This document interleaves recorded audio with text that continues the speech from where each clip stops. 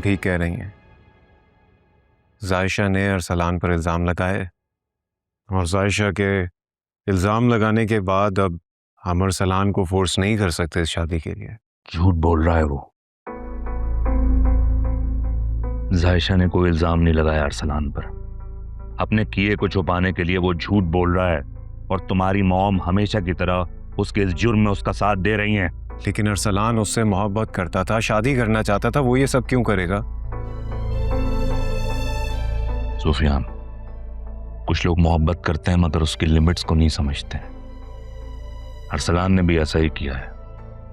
उसने मोहब्बत में उन लिमिट्स को क्रॉस करने की कोशिश की होगी जिसको जायशा ने कबूल नहीं किया और उससे दूर हो गई। जायशा तो क्या, कोई भी शरीफ लड़की इस तरह की घटिया ऑफर को कबूल नहीं करेगी।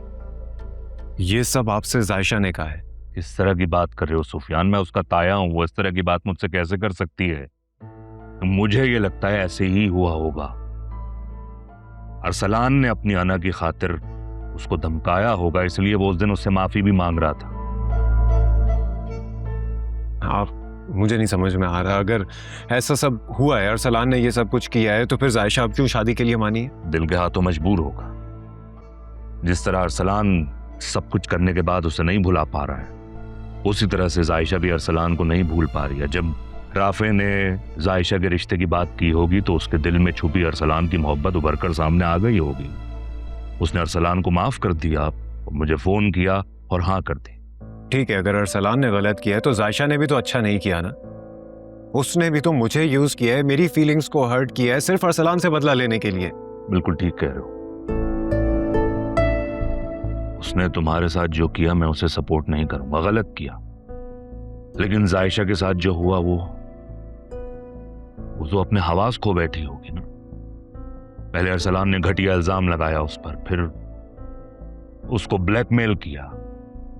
तुम सोचो उसकी मेंटल स्टेट का क्या हाल हुआ होगा। उसने बेवकूफी में आके अरसलान को नुकसान पहुंचाने के लिए या उसको सजा देने के लिए तुम्हें मोहरा बनाया,